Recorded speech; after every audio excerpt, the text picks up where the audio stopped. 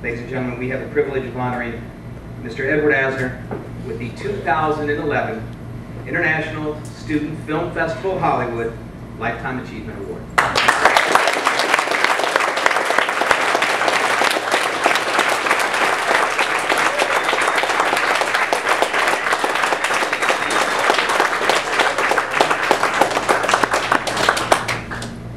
Thank you very much. Thank you immensely. But thank you above all for that phenomenal treat you gave me of that montage. My God.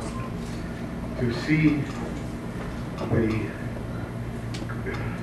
cross-section of visual art that your entrants have contributed in line for this festival. I mean,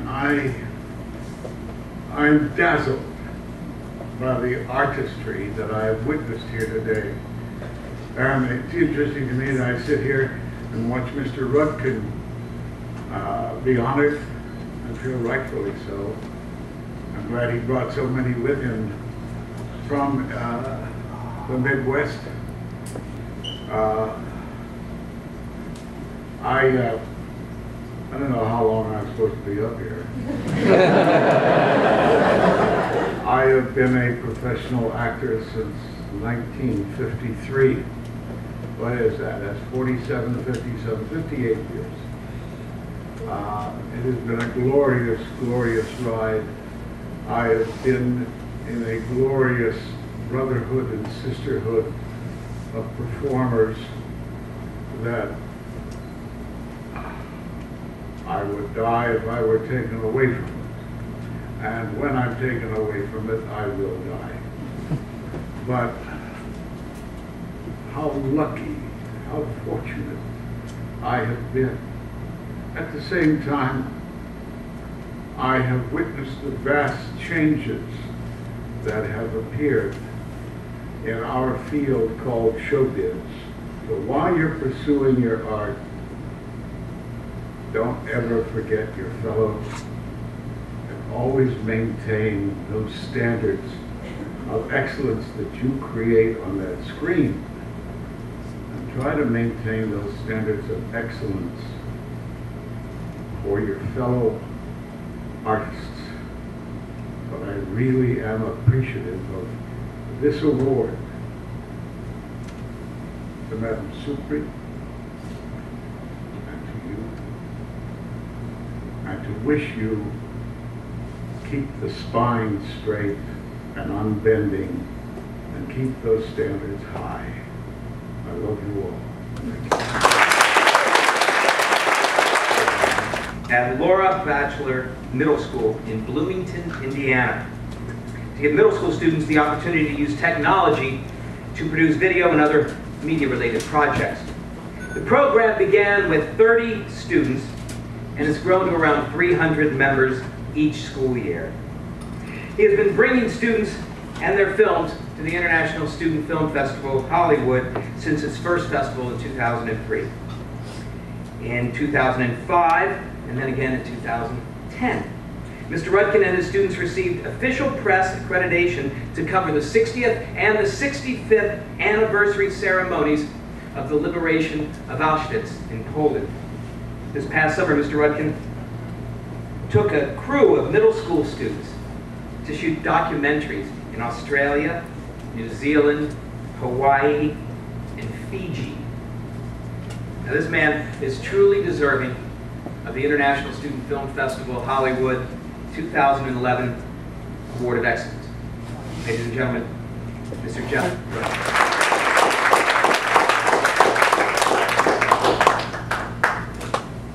I'm honored and humbled and very thankful to Robin and Dorothy and all of the good people here at the International Student Film Festival Hollywood.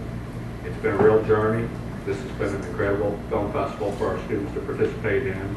A real blessing to have our student work shown here in Hollywood. We are very grateful for this. I've really been blessed as a teacher to work where I do. I've been blessed with great students, a great administration who supports me being able to take students to places like Poland and Australia, where we're able to, in Poland, for instance, share the story of Holocaust survivor Eva Moses Kor and share her lessons on forgiveness and the lessons of the Holocaust, which we think are very important for students to learn, to be able to share with other cultures. We have a partner school in England that we're now co-producing projects with, and hope to share what we're doing with their school. So I'm really grateful to my administrators, Mr. Gilpin, and our assistant principals and all the teachers at our school, to the fabulous students that I have. I'd like to thank the 4 students who came out with me to share in this. Andrew, Jeb, Zach, and John, and their wonderful families who came out to share in this with me. This is really special, and I really appreciate it. Thank you. Our next award is for the Best Junior High School Documentary. And the winner is BTV Media Communication.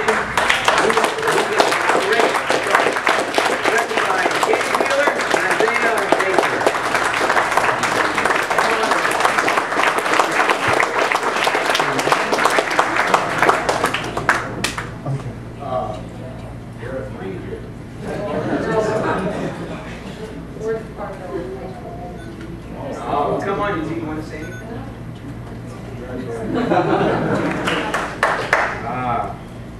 Next is the Best Junior High School Horror Thriller. And the winner is Monster in the Closet 2.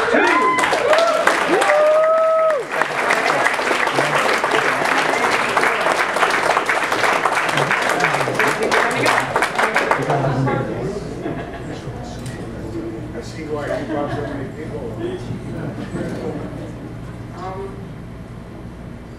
Well, we did A Monster in the Closet 1 a few years before, and it was a great movie, so we decided to try it again, and we decided to make a sequel. Oh. I was in it, and I also helped edit it. Oh.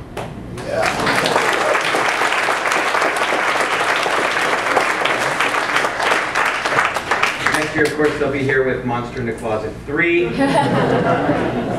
True Hollywood professionals.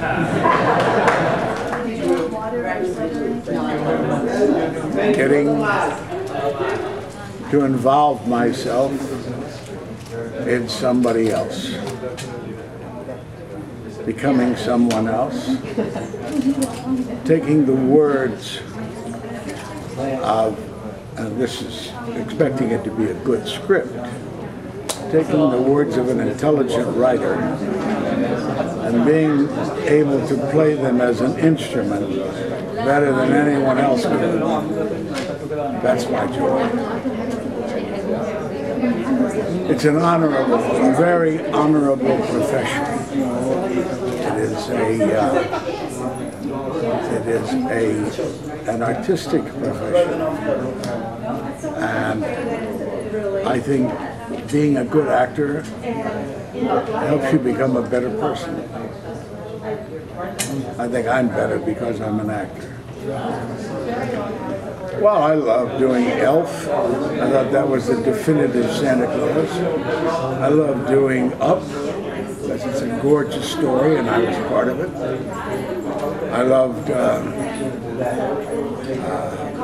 Fort Apache in the Bronx, because I thought it was an important movie.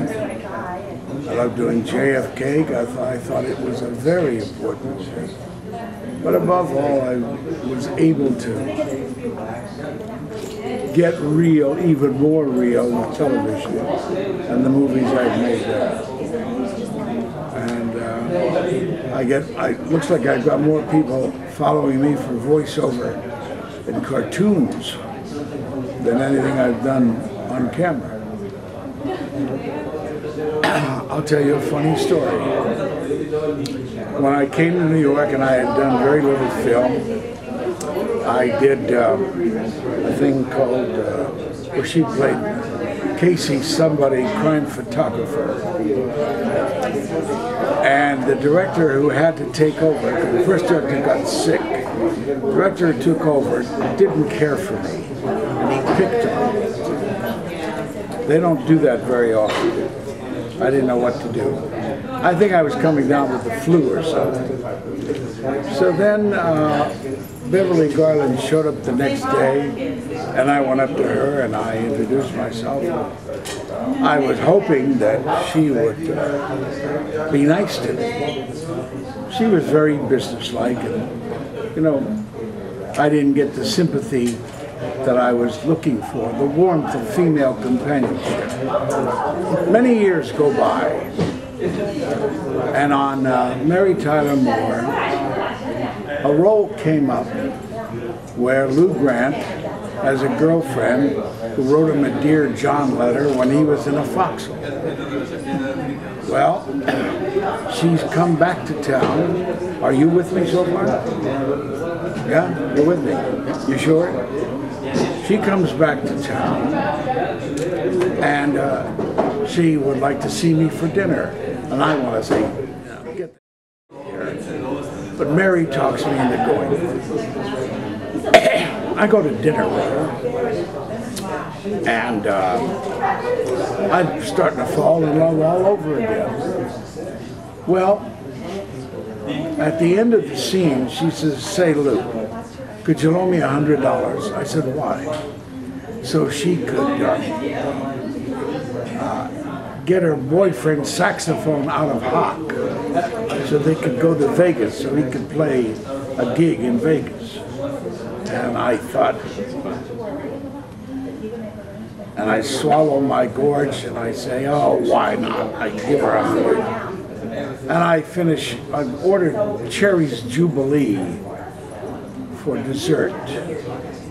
So it's sitting in front of me and I've given her the $100. So I say, oh, what the? And I pick up the Cherry's Jubilee and I dump it on her head.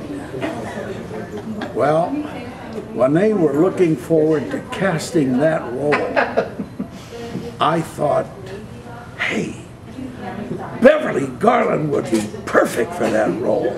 She's just right. And they all agreed. And Beverly did it. And by God, I got to dump Cherry's Jubilee right on her wig. So you see, what goes round comes around.